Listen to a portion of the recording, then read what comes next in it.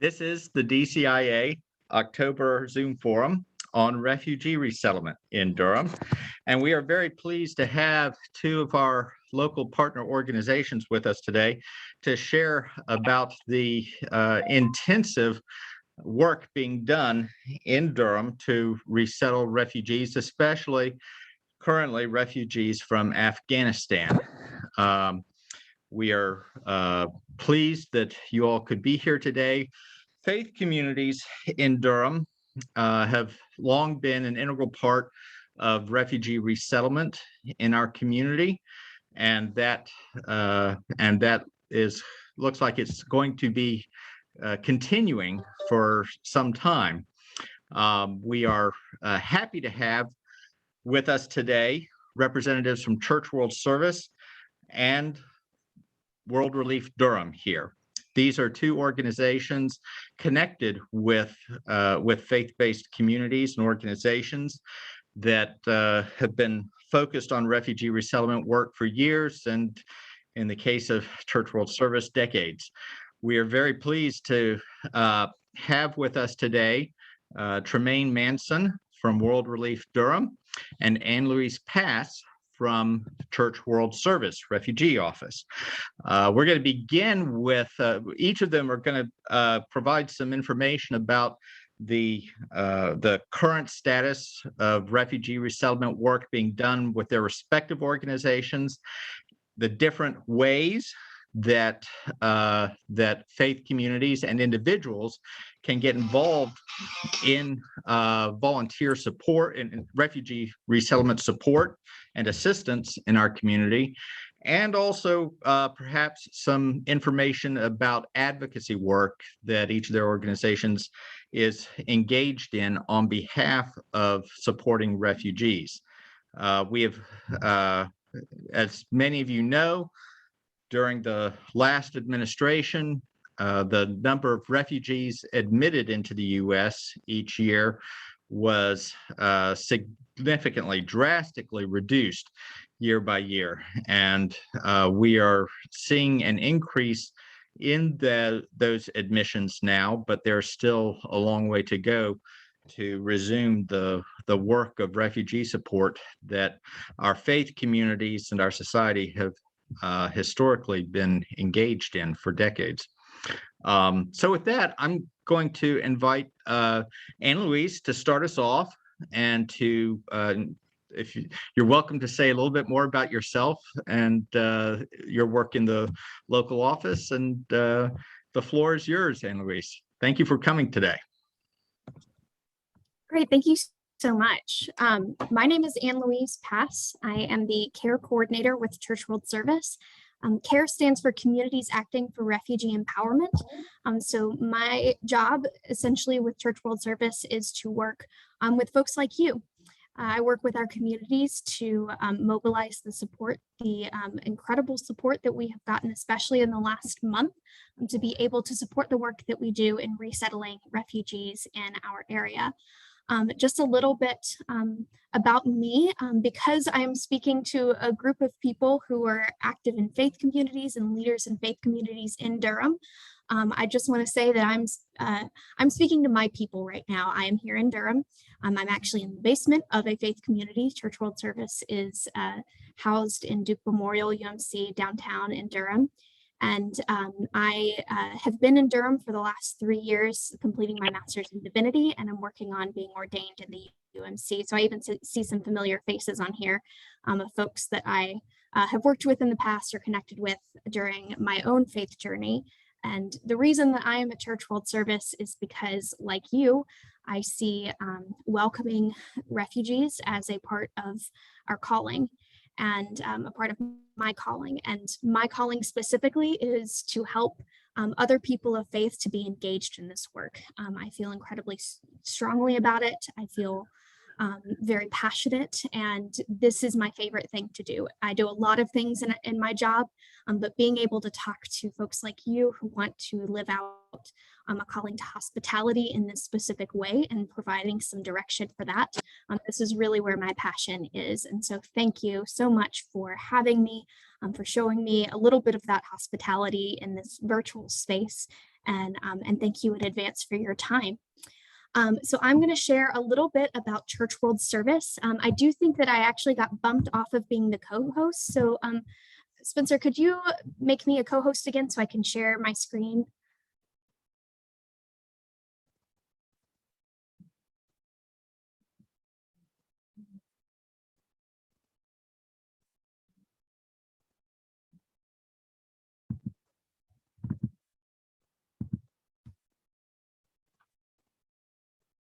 Awesome. Thank you so much.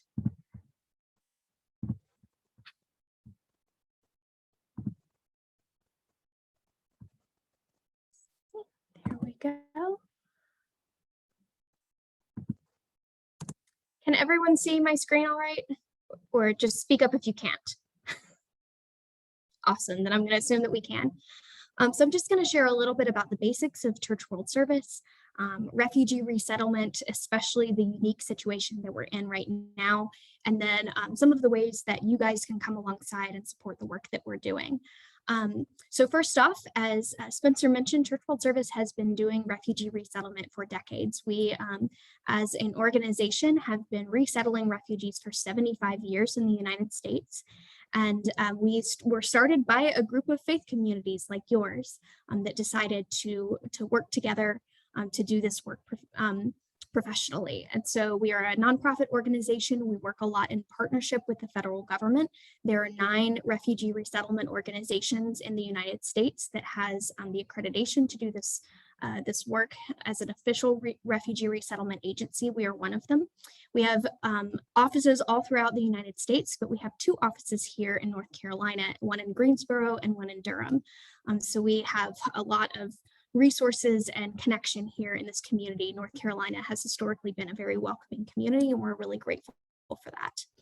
I want to share a couple of terms really quick because I think they're really helpful for us to understand the unique situation that we're in right now. So if you're here, it's probably because, I don't want to assume, but most of the folks I've talked to in these recent conversations, this interest has been reinvigorated by the refugee crisis that has come out of Afghanistan. We typically work with people who have a very specific refugee have a specific immigration status. The term refugee, in addition to being used colloquially as just someone who is fleeing a difficult situation, is also an immigration status. So it's someone who has a well-founded fear of persecution, has gone through a very specific process to gain that status. It makes them eligible for certain benefits, and it is a permanent status that they can move then into applying for things like citizenship. A lot of the folks who have come out of Afghanistan, though they are going through a very similar process of clearance, it does look different. And so the status that they have is different. It's actually a temporary immigration status called humanitarian parolee. The reason that I bring that up is because as you are starting to work in this resettlement effort, you may hear some of our Afghan allies referred to as parolees, as humanitarian parolees. The program that does a lot of their resettlement funding, it's called the Afghan parolee. It uses that term. And so I want to be really clear that when we're talking about parolees, just like refugee, there's always a colloquial definition. The term parolee typically for folks colloquially can insinuate some sort of incarceration situation where they have come out of an incarceration background, or maybe they have had some sort of negative run-in with the law. That is not the case for our Afghan allies that are coming to us to be resettled.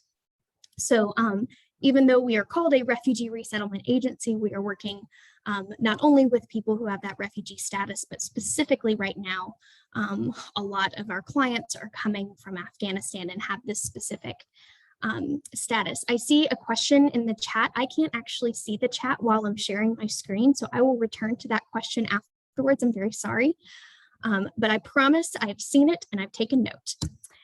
I want to give a little brief overview about the types of services that CWS offers. So we have a wonderful team that provides a lot of services, all geared towards self-sufficiency. So we want our clients to be able to become self-sufficient.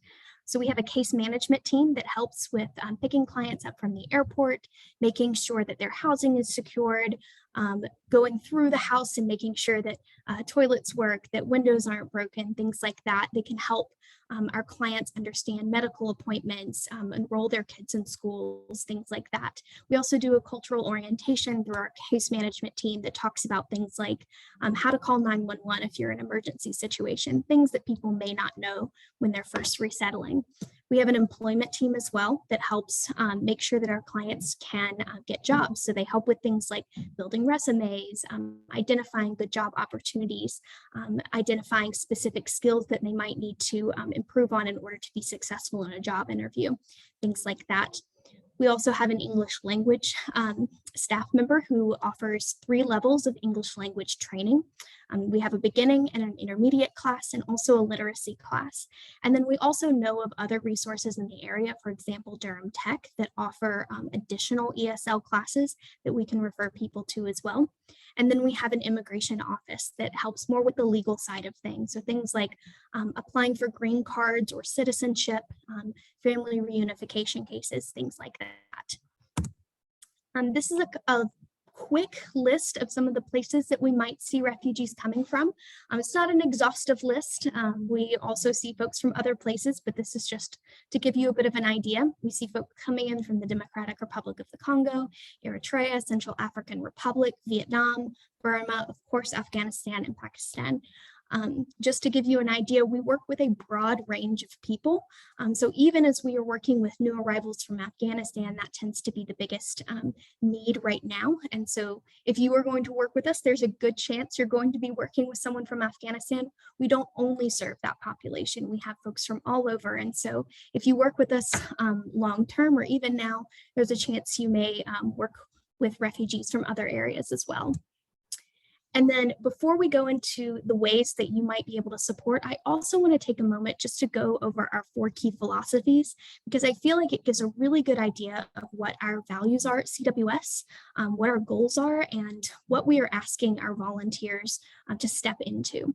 So first off, I mentioned that all of our services are geared towards self-sufficiency. We see that as empowerment. We are focused on providing resources to our clients, and we know that when we provide resources, we are giving power into their lives and their situation. And so we want to make sure that that is a way that as we are doing that, we are uplifting people rather than putting them in a situation where they feel disempowered. So everything that we do is focused on empowerment.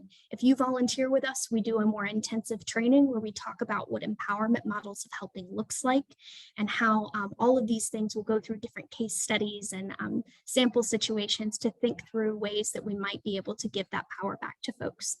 And then acceptance. We know that the folks we work with are fleeing situations where they have been persecuted. And so as we are offering these resources, even though we have a faith background, we don't want anyone to feel like they have to be of a certain faith or belief or identity in order to receive our services. They don't owe us anything for those services. And so we don't engage in any kind of active proselytism. We ask that our volunteers also do that as well. And then sustainability. We know that this work is hard. We know that our staff members, our volunteers, everyone is doing really difficult work, including our clients. And so as we do this work, we want to make sure that we have boundaries, that we have plans for making sure that everyone is taken care of so that no one ends up being overburdened or overworked. And so that our volunteers can continue working with us and that we can continue doing this job and our clients are able to continue working to become self-sufficient themselves. And then last is confidentiality. As a refugee resettlement agency, we are legally bound to protect the privacy of our clients. So we don't share information with anyone who doesn't have, who's not authorized to receive it or who doesn't need to know. We ask that our volunteers also honor that as well. And so that is why when we work with volunteers, we also do things like a background check for each of our volunteers. We do depending on the volunteer capacity that you're working in, and I'll share a little bit more about this in a second, we may do a shorter background check, or we might do a more comprehensive one that allows you to do things like driving clients in your personal vehicle. So that's more for things like community sponsorship. So before I go into community sponsorship, because this is kind of my niche area, this is the part that I know the most about, and it's really the part that tends to be the most relevant for faith communities. And so I want to share more about that in depth than some of the other aspects. I do want to touch on all of the different ways that you might be able to be involved. So as I mentioned, I'm sort of a volunteer specialist. I focus on co-sponsorship, but we also work with individual volunteers. So we have folks who help with picking up clients from the airport when our case management team has an overwhelming amount of clients. And so, for example, we had some volunteers help us out last Friday because we had 11 families come in with about 47 people on one Friday about around noon. And so we had a lot of volunteers help to transport clients from the airport to whatever housing situation they were moving into. We also have volunteers that help with things like our ESL classes, who might either teach a class, or if we have someone who wants a little bit more extra help and they don't have a team of people working with them, maybe we pair them with an individual volunteer so they can help do things like that. Our volunteer coordinator that works with individuals, his name is Sina Nasseri. And at the end of this, I will share his contact information so that if you are interested in volunteering as an individual, he will be the best person to contact about that. But of course, you are always welcome to ask me, and I can put you in touch directly if you have difficulty with that. So that's one area. We also have a lot of opportunities for groups, and that's what I really want to focus on here because this is a congregational space. We know that there are lots of congregations and groups that have expressed to us that they want to be a part of this welcoming effort as a community, not just as individuals. And so we have a couple of different options there. First off, we have welcome teams. This is something that also Sina coordinates. So if you are interested in this opportunity, I'll put you in touch with him. But our welcome teams are kind of like mini sponsorship teams. They don't do some of the things like sponsorship teams do, like finding housing or entering into a long-term relationship with a client or a family, but instead they work on setting up the apartment. So we'll provide a list of things that need to go into an apartment or a house, and the welcome team will come and set it up so that it's ready for people to move in. We have a wonderful housing specialist that helps with some of those things, and we've had welcome teams working with us for years. Essentially, if we have clients coming in for the last several years, if they didn't have a US tie, someone who they had a connection to in the United States, setting up their house, a welcome team did it. So we've had amazing groups that have done that. You may have interacted with us in those ways as well. They'll also do things like making sure there's a meal prepared. So it's a really tangible way of practicing hospitality and quite literally setting up a home for someone. And it is a really wonderful opportunity, and we are incredibly grateful to our welcome teams. And then the last thing that I want to talk about is co-sponsorship. And this one is a little bit more complicated, which is why I want to spend a little bit more time on it. It's also the area that I specialize in. So community sponsorship teams are teams that mainly came out of this unique time in refugee resettlement. So before a month ago, we did have community sponsorship opportunities. I know, Wes, I have talked to you about our care teams, our communities acting for refugee empowerment teams. Those teams work with our clients who are going towards upward mobility efforts. So people who are engaging vocational training, they've gotten to a place of self-sufficiency, but maybe they're in a dead-end job. Maybe they're working a job that they're incredibly underqualified for. We want to make sure that they can get some of those certifications and some of those skills in America so that they can continue to have growth in their employment opportunities and be able to move from a place of security and self-sufficiency to thriving. So that's one area that we have had community sponsorship, and refugee resettlement historically in the 75 years that CWS has been doing it. We've had community sponsorship teams work with us throughout those decades. In North Carolina, for the last few years, we have not had community sponsorship teams that work with new arrivals. This unique situation has changed that need. So we took our model as we realized that we were going to be resettling more people in less time than we normally do. And as our community said, we want to help, we listened to you. And we took the models that we had and we created a way for our communities to welcome new arrivals as well. And that's where community sponsorship has come from. Simply put, community sponsors are teams of about 8 to 10 people that may be supported by a wider congregation, may not be, and they provide mentorship and financial assistance to help newcomers rebuild their lives. I don't want to go into too much depth about this because I know that we have a short amount of time together, but just to give you some basics, co-sponsors commit to a 4-month-long partnership with a family. Typically, families can be individuals, but we prioritize pairing co-sponsorship groups with families. And then they'll work with folks from about 5 to 15 hours a week per group, not per individual. That can be pretty front heavy, and things like setting up the apartment may take more time versus later on as people become more self-sufficient. That time commitment may get smaller.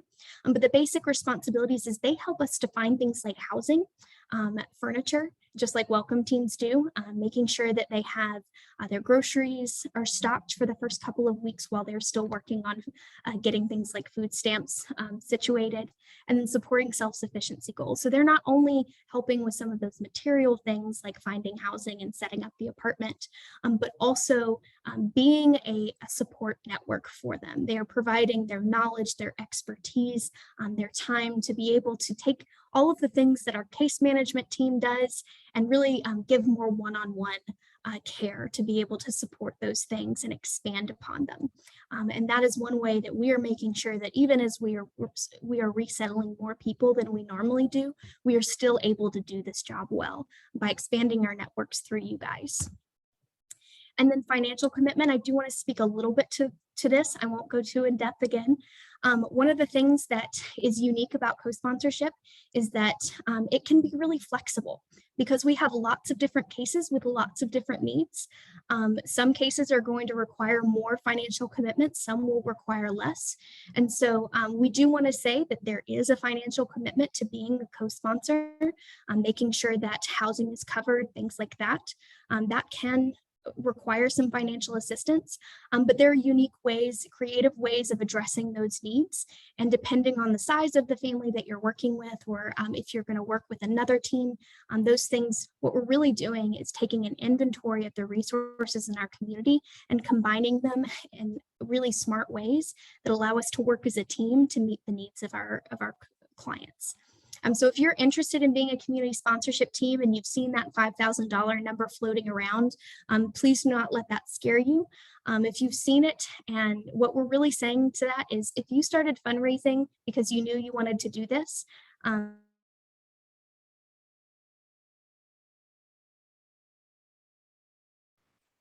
Oh, you froze for a moment there, Anne Louise. Come back about with the last 20 seconds or so you were saying.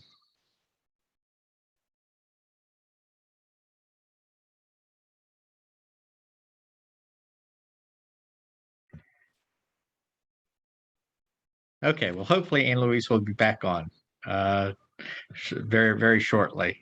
That was some very helpful information there. And we hope that she'll be back with us shortly. Let's see here. Okay, well, we'll while we're waiting for her to come back to rejoin us, we'll go on to Tremaine. Tremaine, if you're available, we're glad you could join us. I'm sure that there'll be a lot of similarities between the work that y'all are doing at World Relief and what we've heard from Anna Louise, but it's important to hear about what you're doing and what you're expecting. If you could also, as Anna Louise did, tell us kind of the number of refugees you've been seeing and maybe what you're expecting in the coming weeks. Thanks, Tremaine. I was able to rejoin. Oh, there we go. Okay. All right. Hold on, Tremaine. Just another minute or two. And Louise, you're back on. I apologize for that. It seems that my computer wanted to crash on me. And because computers always have the best timing. But I'm here on my phone, so I won't share my screen. That's okay. I have covered most of the information that I wanted to. But I'll give a little bit of a wrap up here. And if you guys have any questions, I would be happy to answer them. I'll also put some relevant contact information in the chat as well. So I was talking about community sponsorship and talking about the financial commitment. What we are saying when we put that $5,000 number out there is that if you were able to start raising that, that would put you in a really good position to be able to support most anybody. If you come to me and say, we really want to be a part of a co-sponsorship team, we've raised a couple of $1,000s and we started to look for housing, then we will get creative and start to work with what you have to support the needs of our families. So that's the basics of community sponsorship. If you would like to participate in that way, please reach out to me. I would love to get you connected. What we will do is have everybody who is a part of a team go through a training. It's about a 2-hour training where we talk about things like empowerment models of helping. We talk about boundaries, having good boundaries to be able to make sure we can sustain the work that we do. And we also talk about unique barriers that our clients might face by talking about cultural sensitivity and anti-racism material as well. So if you were interested in participating in that, we'll do that 2-hour training. You can actually also sign up for those online. They're on our community sponsorship page, and I lead those about twice a week and have done so for the last month. I will continue doing that as long as people have interest. And then we'll also do things like background checks and be able to coordinate the specifics. I see a question in here. Do you have a list of support roles, items needed to start a household that you can share? Yes, that's actually something that I have been putting together for the past week or so. We have a list of basic responsibilities, but being able to translate those into specific roles that people might be able to take on is something that I have. I would recommend that you email me and I can send that to you because I have put that together. So that is the basic structure of what we're doing right now and the ways that you might be able to come alongside us in that work. We also, as Spencer mentioned, have some advocacy things that are going on right now. I am not the advocacy person, so what I'm going to do is give his contact information and allow him to answer specific questions about that, just to make sure you're getting the most accurate information possible. So I'm going to put in the chat my own email, the email of our volunteer coordinator, Sina Nasseri, who handles welcome teams and individual volunteer requests, and then also the email of our advocacy person. His name is Nayo, and you can feel free to reach out to him as well. I'm going to put that in the chat, but I'm also going to answer the couple of questions that have come in here.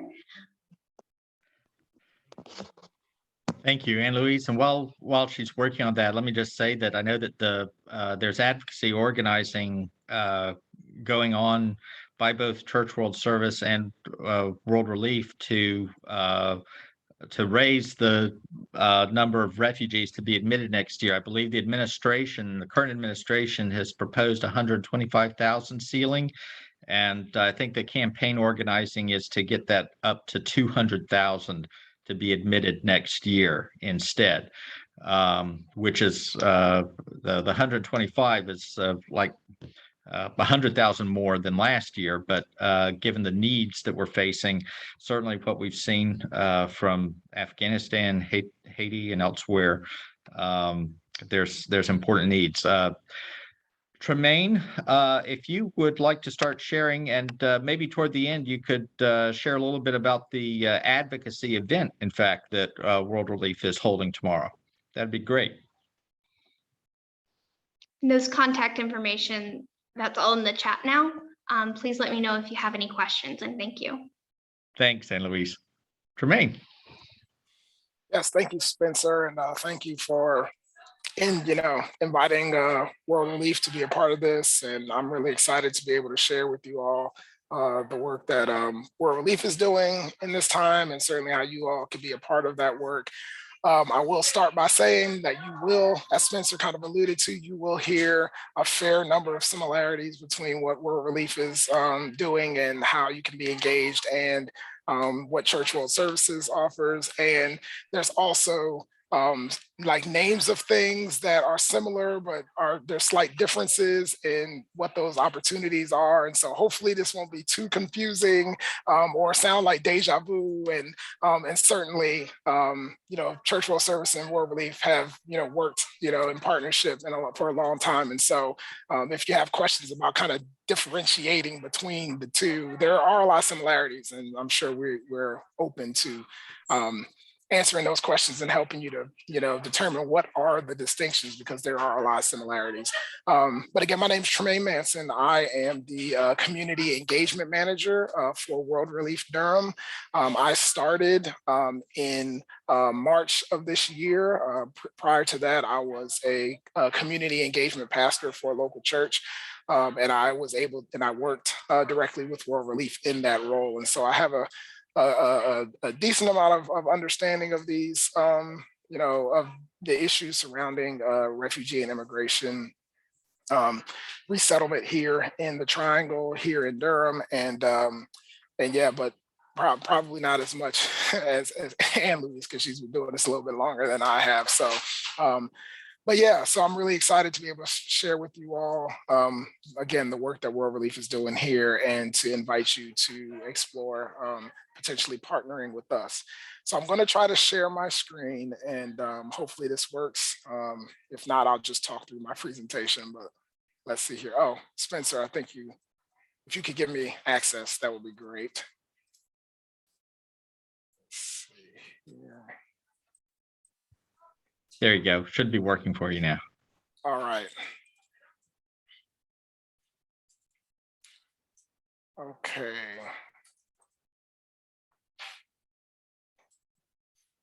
All right.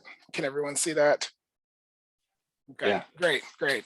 So World Relief. Wanted to talk with you a little bit about World Relief as an international organization, then narrow it down to World Relief Durham, how we got started, the work that we're doing, give you some information on what we see the next year looking like for us, and then certainly some ways in which you could be engaged in the work that we're doing. So here, World Relief is a global Christian humanitarian organization that brings sustainable solutions to the world's greatest problems: disasters, extreme poverty, violence, oppression, and mass displacement. We partner with local churches, such as yourselves, and community leaders in the US and abroad to bring hope, healing, and transformation to the most vulnerable. And so World Relief began as in the 40s as a response to World War II and providing relief to war-torn Europe. And then around the time of the Korean War, became more of a, it expanded beyond just war-torn Europe to becoming more of a global organization. And the work here in the United States, particularly around refugee resettlement, began in the late 70s. And the work that we do, we have offices throughout the world, but the work that's done in the US is focused on refugee resettlement. World Relief's mission is to empower the local church to serve the most vulnerable. And so we really value the local church. We believe that the local church is God's plan to heal the world begins with his people leading the way. And so we want to, and when it comes to this work of resettling refugees and engaging immigrants in our community, we want to be able to empower the church to be able to do that well, because the local church is indeed the heart of the work that we do. So World Relief Durham, we employ a holistic approach to coming alongside and equipping refugees and immigrants to become fully integrated and thriving members of our community. We really do value when we are engaged in our resettlement work of the idea of integration and becoming fully thriving members of the community. We believe that the refugees and the immigrants that come, that they bring to our community, they make our community better because of the things that they bring. And so we want that to be the way in which we engage our work. We want that to be the way in which we engage the community to be a part of the work of assisting and equipping refugees and immigrants in our community. World Relief Durham was founded in 2007. And so we will be celebrating our 15th anniversary actually in this coming year. We're hopeful to be able to have an event. Again, we'll see what happens with the pandemic and whether we're able to have an in-person event, but we are hoping to be able to do that. We were founded to do these three things you see here on the screen: to provide vital services, to build just and welcoming communities and to connect people. So with the providing vital services, similar to what you heard Anne Louise mention, we have a case management team that helps when refugees arrive to be able to, find employment, to, medical assistance, or just, learning the medical system, enroll their children in school, learn how to do those various things. And we also have immigration legal services, which I'll talk about a little bit in a second, but to provide services around, again, some of the same things you heard from Church World Services, helping with green cards, helping with family reunification, citizenship, and those types of things. So we feel like those are vital services that we can offer to immigrants and refugees in our community, and we want to be able to do those at World Relief Durham. Building just and welcoming communities. We believe that we should, as believers, as people of faith, that should be a concern. That should be something that we are working towards, particularly for our immigrant and refugee communities, but certainly for everyone. And ways in which we can do that specifically with immigrants and refugees through certain advocacy opportunities, and also educating ourselves on how the issues that impact refugees and immigrants, so that we can be combating those issues and really creating a community where those who are here and those who will be coming here feel welcome. They feel like they can settle and be valued members of the community here in Durham. And then connecting people. We want to be able to find ways in which we can connect the people in our community to new coming refugees and immigrants, and certainly perhaps even those who have been here for a while. We believe that the task of community building can only happen when we are willing to overcome some of the barriers that may exist that keep us from being connected. And so World Relief Durham, we want to create opportunities for people who maybe otherwise would not be connected to be able to connect with one another. So World Relief in 2022, this is what we are expecting.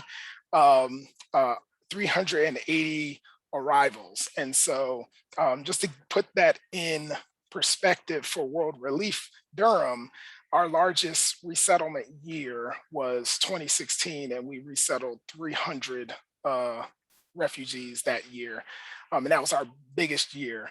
And so we're looking at this year being our biggest year, if everything works out the way we're expecting. And it's likely we're going to resettle more than this. This is a number we've been asked to plan for, but it's likely that number is going to be higher again, as you've heard about the need that is out there, and that we're seeing coming to us. And so certainly with the increase in the number of refugees being resettled through the presidential determination, but also with the Afghan crisis and other crises that are happening. So in that number, 300 refugees, kind of in the process that we've had for years, we anticipate being able to, or that we will be resettling this year, 50 Afghan SIVs, which is a special immigrant visa. And so many of the folks from Afghanistan who are coming will qualify for this status, which is basically the special immigrant visa is for folks who have the reason that they are fleeing or they may be facing persecution is because of the relationship that they had with the United States in Afghanistan. And so they will get a lot of the same benefits and opportunities as refugees. The services will be available, but they'll have this special status. And then the 30 humanitarian parolees, you heard Anne Louise explain about what humanitarian parolees are. And so that was actually really helpful because I was going to do that. And so Anne Louise, thank you for doing that on my behalf. So, and like I said, this looks like it'll be our biggest year yet. And so we really are looking for the community and specifically churches to be willing to come alongside and partner with us in resettling these folks well. World Relief Durham has 3 service areas. Here I mentioned immigration legal services a little bit earlier. And in that we want to be able to provide, again, legal services for those who need it for things like green cards, for citizenship tests, family reunifications, things of that nature, at a cost that is greatly reduced from what they folks would have to get if they went to a legal firm, the average legal firm. And so we want to be able to provide that at low to no cost. Our youth services on the other side. We found that 50% of, or average of 50% of our refugees that we resettle are under the age of 18. And so during the last administration, when the refugee numbers were really low, we were thinking, well, how can we still serve the refugee community when we're not seeing as many arrivals? And then we were able to start this program where we partner with Durham Public Schools, and we're in a few schools to be able to provide assistance to refugee and immigrant youth that perhaps aren't, there's a lack of or some gaps in services for them, whether it be because of language differences. We found that, for certainly while there could be more resources for Spanish speaking immigrants, there tend to be more of those than for some of the languages that some of our clients speak, the Arabic, the Farsi, things of that nature. And so being able to kind of fill that gap for some of our clients, and then also helping parents with navigating the public school system, the enrolling their kids. We actually had an example this year where we had some family that we had recently resettled that didn't understand the bus system and where their child should be and all of that. And so we actually were able to have some volunteers that for about a week or so were able to make sure that the children got to school while that we were explain to the parents how to navigate the school bus system. And so things like that, to be able to provide services for youth and their families and tutoring and things of that nature. And then resettlement services, which is kind of, if you want to say it, our bread and butter. It's what most people know us for. Again, helping with resettling refugees that come to our community through our agency, World Relief Durham. So these are the ways you can get involved at World Relief Durham. You can advocate on behalf of immigrants and refugees. You can give. And you can also volunteer, and I will talk a little bit more detail about each one of these. So advocacy, we think raising awareness is a huge part of advocacy, just letting people know what the issues are and that, what folks are facing when they come and from other countries to be a part of our community, particularly as refugees. And so one of the things that we say folks can do is host a prayer night focused on immigrant and refugee needs at their church or with their community. And Spencer mentioned this, we actually have World Relief is planning prayer and advocacy night this Thursday. At 7 o'clock. It'll be on Zoom, and I will share the link to register for that in the chat after I'm done with my presentation, but would love for you to be there. We're gonna spend some time praying, again, for issues that face immigrants and refugees, and then also have some time at the end to make a few phone calls to our legislators to tell them that we want them to be thinking about comprehensive bipartisan immigration reform, which would include certainly refugees, but other immigrant issues that immigrants are facing as well. And so hopefully, if you have time on Thursday at 7, you'll be able to be a part of that. Again, I'll share the link to register for that in the chat after I'm done. Have a small group Bible study or a strong group study on the book, Welcoming the Stranger, which is a book that World Relief actually released a few years ago, which talks about the call of the believer, of the person of faith, to welcome the stranger. Again, I think Ann Louise was talking about that as well, that we believe that is part of our call as people of faith, as Christians. And so we actually have resources to help if you want to do a Bible study, or I keep saying Bible study, a small group study on this book. There's a lot of scripture in the book, so you will be looking at the Bible, looking at scripture, but we have resources to help with that. And then invite immigrants and refugee members of your congregation or the community to share their stories with your congregation. Certainly having that personal touch can help to raise that awareness. Then contact elected officials. Again, you'll have an opportunity to do that at our prayer and advocacy night on October 21, but being willing to emails, letters, make phone calls if you're so bold, making in-person visits and to contact elected officials, again, to let them know that these are issues that you are concerned about and that you want them to be taking up in various pieces of legislation. And then be willing to tell your story. I think I saw Dana Williams here, and I know we asked her to write an op-ed about her experience in engaging with immigrants and refugees, and we're doing our best to get that op-ed printed in a local newspaper. But being able to tell your story about your engagement, whether it's through an op-ed, blog post, podcast, those types of things. And so I did want to mention that we do have an advocacy and communications coordinator at World Relief Durham. Her name is Dr. Amber Diaz-Pearson. If you want more information about how you can advocate, you can certainly reach out to her. And I think I put her email here. I'll also share that in the chat as well. So giving, we take physical donations, well, let me correct myself. We did take physical donations, and we hope to do so in the past. We had such overwhelming support in the aftermath of the Afghan crisis that we received so many donations of physical items to go into apartments and things of that nature that we actually, our storage unit is completely full at this time. And so if folks have those items, we began a partnership with Green Chair Project there in Raleigh, and they provide furniture and other household items to vulnerable folks who are entering into, to housing there. I think in the past, they focused primarily on folks who are coming out of homelessness, but now they've partnered with us, and I believe other organizations that do refugee resettlement in the Triangle to provide furnishing for new homes for refugees. And so we're pointing people in that direction. And then as we use our items, we may open that opportunity back up for folks to donate furniture and household items. But gift cards is certainly a way in which folks can give to refugee needs. A lot of times, if not most of the time, refugees will arrive with a piece of luggage, maybe two to their name when they come. And so being able to give them a gift card so that they can buy clothes or household items or food can really be helpful. And so that's an opportunity as well. And then certainly financial giving. We accept gifts from individuals and churches. It helps to fund the work that we do.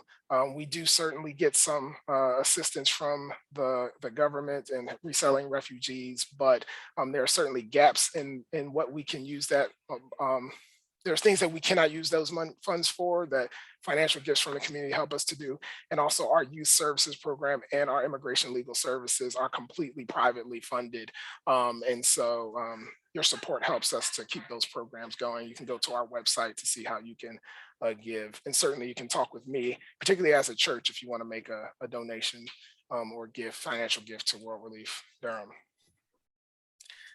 So yeah, so I'm going to go quickly through these next part because I want to leave time for questions, but these are the ways in which you can volunteer. I'll go through them really quickly, and if you have questions, you can ask me later or you can email me. So apartment setup is very similar to what Ann Louise was talking about with welcome teams. We have apartment setup teams, specifically a team that would, when we have an arrival, that would go in and help set up an apartment for a newly coming refugee arrival. Welcome teams. Our welcome teams are specifically folks who go to the airport to greet arrivals when they arrive, and then help to get them to their home, and also prepare a meal for them to have in their home when they first arrive. And so if you ever seen pictures of folks with kind of welcome to US signs and maybe in English and then in another language, that's the type of thing, having signs just to provide a warm welcome for folks when they get here. Good neighbor teams. This is a long-term commitment that it's a 6-month commitment of meeting weekly with a refugee family. We ask for 6 to 10 people to do this.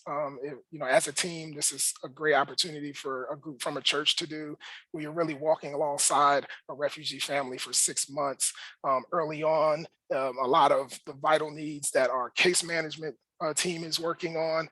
You may be assisting with those things, but then over time, we really want that relationship to form, and there really to be a friendship that is created out of that. And most of the stories that we have of our good neighbor teams is once that 6-month kind of commitment is over, those relationships continue for years. And so we really value this. It's probably our highest level commitment opportunity, but from what we hear from our volunteers, are one of our most rewarding. Friendship partners, just briefly, that's basically the good neighbor team, but a one-on-one, and usually there's a objective to it. So someone wants to get better at their English, or someone wants to practice for their citizenship test. We will partner them with a volunteer with them to help them with that. But again, those relationships tend to continue even once that objective is met. So, and then tutoring and mentoring, these are the opportunities with our youth services that I was mentioning before, being able to tutor a young person, a young refugee or immigrant, and mentoring is for our 15 to 24-year-olds. It's a little bit more in depth of helping them to, to think about their future. Do they want to go to college? Do they want to go to trade school? What do they want, like career-wise? And then kind of helping them to take the steps to get there. So I'm not going to go over this whole slide, but this is our volunteer process. Basically, I'll just say here at the apply, we have a volunteer application that you can fill out online. We have an online World Relief introduction. There's a local orientation and then a background check that has to be completed. And once you do those things, you are an onboarded, a fully onboarded volunteer with us. And they're there in the corner, because we get asked this question a lot about children. Minors are able to volunteer without having to complete a volunteer application and things of that nature, but they have to be accompanied by a fully onboarded volunteer adult. So, so yes, I know I sped through that, and I apologize. I think I went over my time just a bit, but certainly if you have any questions, I am more than willing to answer them. And yeah, and I'll put some of those links in the chat. So if you have further, want to delve more further into some of these things, you can reach out to me or someone else on my team. So again, Thanks, I feel like Tremaine. I flew through that. I apologize for going so quickly, but more than willing to answer any questions you got. No, I appreciate you and Louise both fitting in so much information in a short amount of time. I think you did well giving folks a good flavor of what volunteer involvement and engagement looks like from a number of different perspectives, from the enlistment and orientation training a little bit into what, most importantly, what the actual work being done with the refugee households would be. I want to thank you both for the great work you're doing. I think we've seen a couple of versions of the question of how many refugee households, particularly Afghan households, y'all are expecting to receive and work with. Tremaine, thank you for addressing that in your slide about the projected 50 Afghan SVIs that you're anticipating in 2022. And Louise, where does that stand with CWS? Yes, so I am going to give you the numbers for North Carolina. Oh, you're muted. There you go. Outside of within 100-mile radius of our 2 local offices.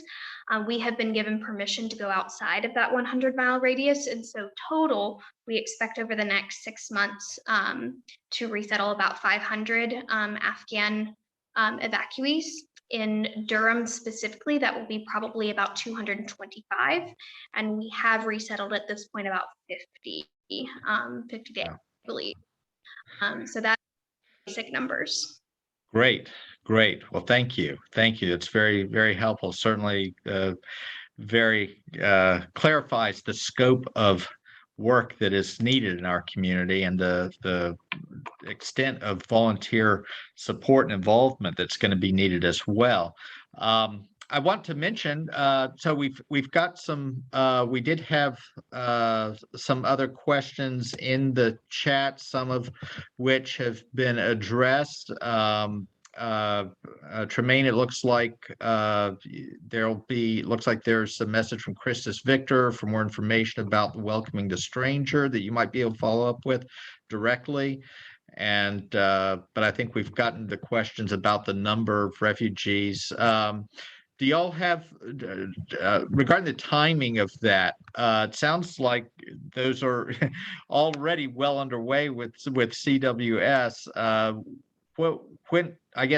What is the timing of that flow of Afghan refugees that y'all are anticipating right now? I know obviously they've started to be admitted into the U.S. from their temporary relocation sites around the world, but what are you looking at right now?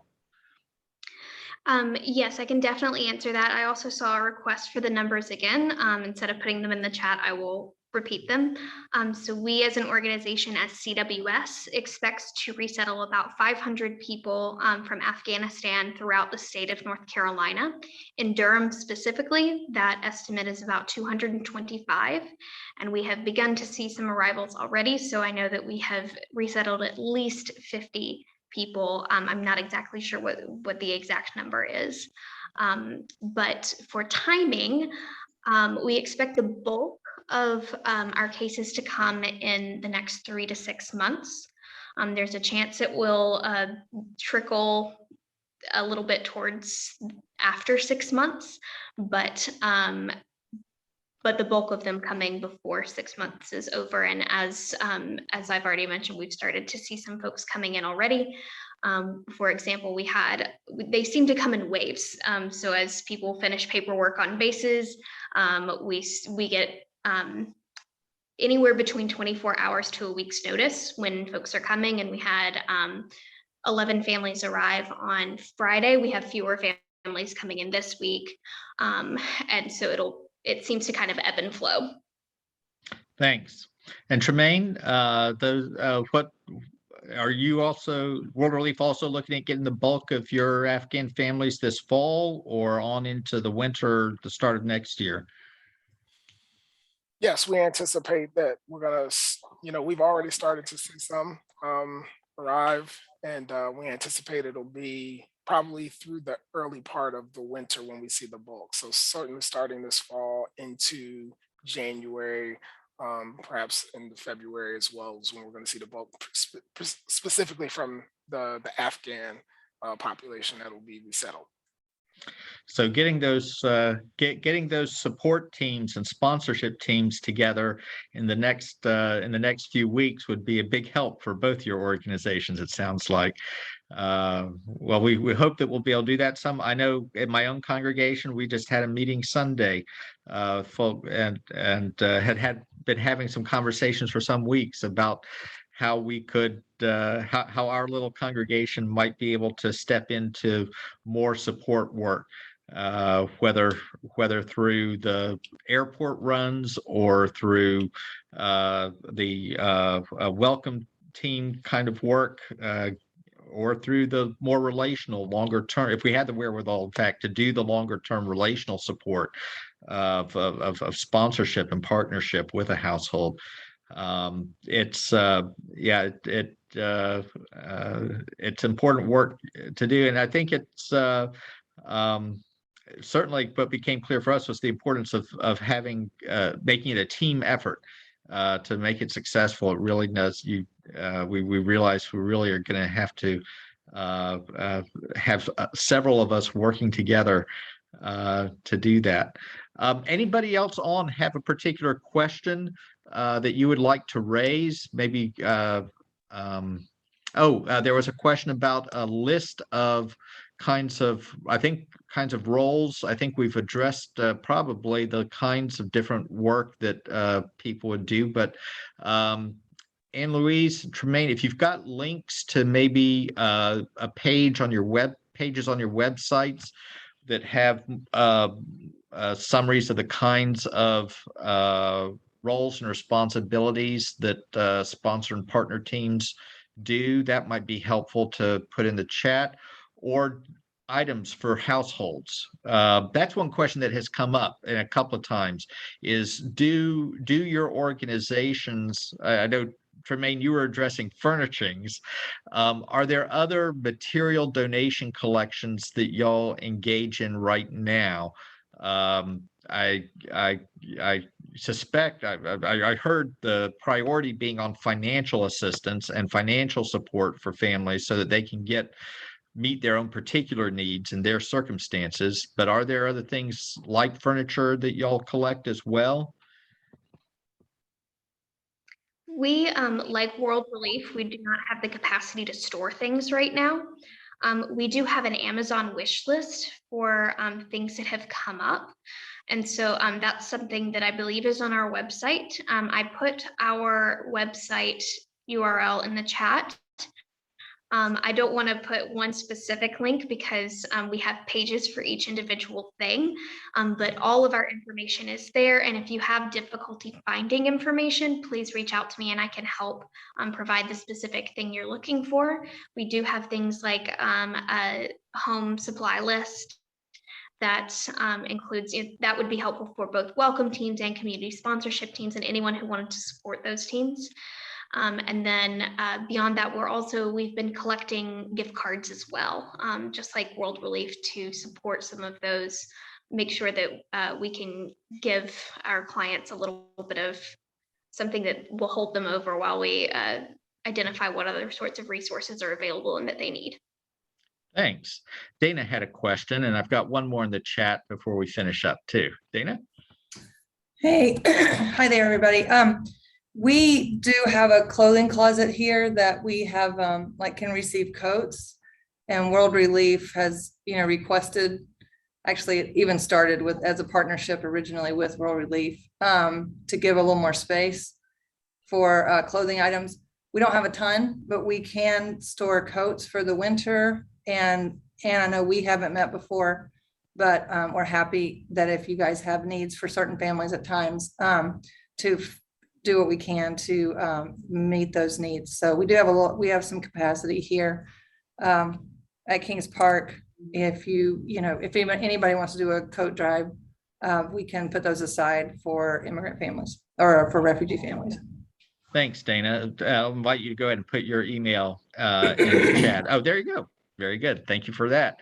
We did. Lastly, before we part, I want to invite Anne-Louise or Tremaine to speak to the difference between temporary and permanent housing. Anne-Louise, you want to tackle that maybe? Yeah, I can only speak for CWS. Tremaine, you may have a way of tackling it. It's World Relief, but housing in general is a huge need right now. If you live in Durham, our housing market is a little bit crazy right now. So finding housing is difficult for anyone. For refugees who do not have employment yet or proof of income, that is an additional difficulty. And so one of the really important things that our co-sponsorship teams do is use their networks to help us identify housing opportunities. So we've seen a lot of success in our community partners that have been able to help find some housing leads and even more permanent housing. So when we talk about temporary housing, we typically mean 2 to 4 weeks or a few days, things that can help community sponsorship teams have more time to find something, things that can help us find more time if it's a client or a family that doesn't have a sponsor.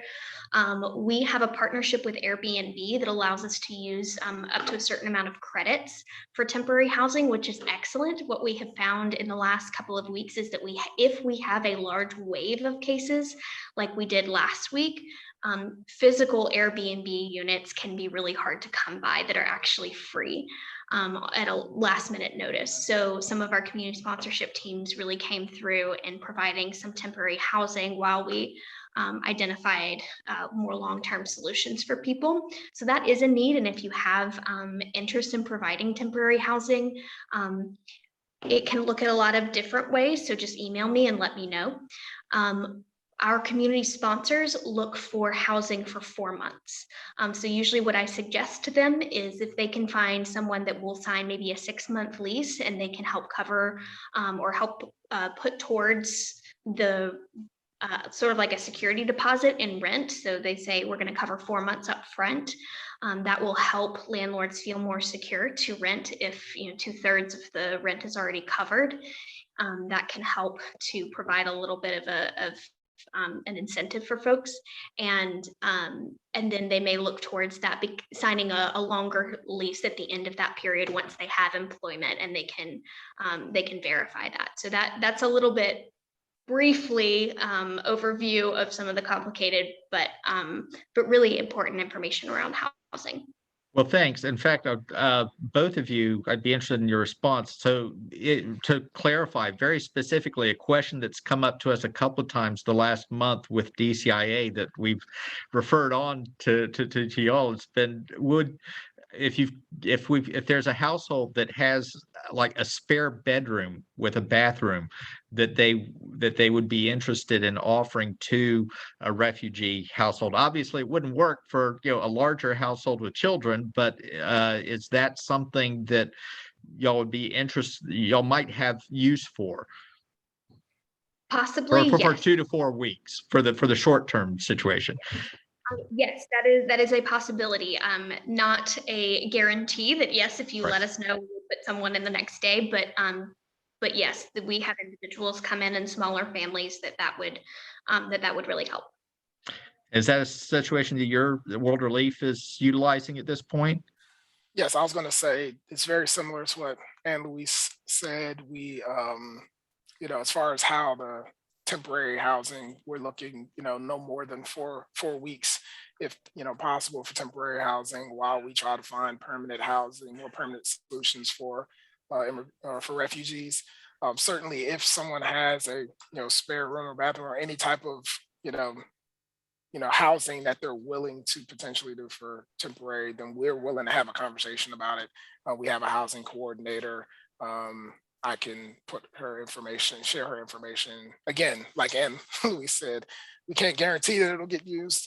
There's some criteria that we look at when we're making that determination, but we're willing to have a conversation about it. And the same as what she said, as far as if you know of or have connections to or networks to more permanent housing solutions, folks who maybe own real rental properties or have relationships with apartment complexes, that you're willing to connect us to, we're willing to do that as well. I will say one difference between World Relief and Church World Services when it comes to the housing piece is that the resources that we receive, both through what government funds we receive and private donations, are what we use to help refugees with their rent in those first few months before they get employment. So if you were to volunteer with us and serve in kind of that role of walking alongside of, there wouldn't necessarily be an expectation that you would help with the rent. Although if you want to, we are more than willing to give you the opportunity to do that. So just wanted to, that's a slight distinction between the work of World Relief in that area and the work of Church World Services. So I'll also mention, yeah, just to clarify, the rent support that we talk about, we have co-sponsorship teams that cover the first 4 months rent in full. We also have co-sponsorship teams that cannot do that. We do have other resources available. We just want to, because that is the biggest upfront cost, we will typically use the funds that the co-sponsorship teams use towards that rent, and then go from there to see what things are left and take a resource inventory from that point on. So it's not a requirement, but it is a part of it. Well, that's very helpful to hear, and I really appreciate the work that y'all have been doing, the work you are going to be doing to get settled in.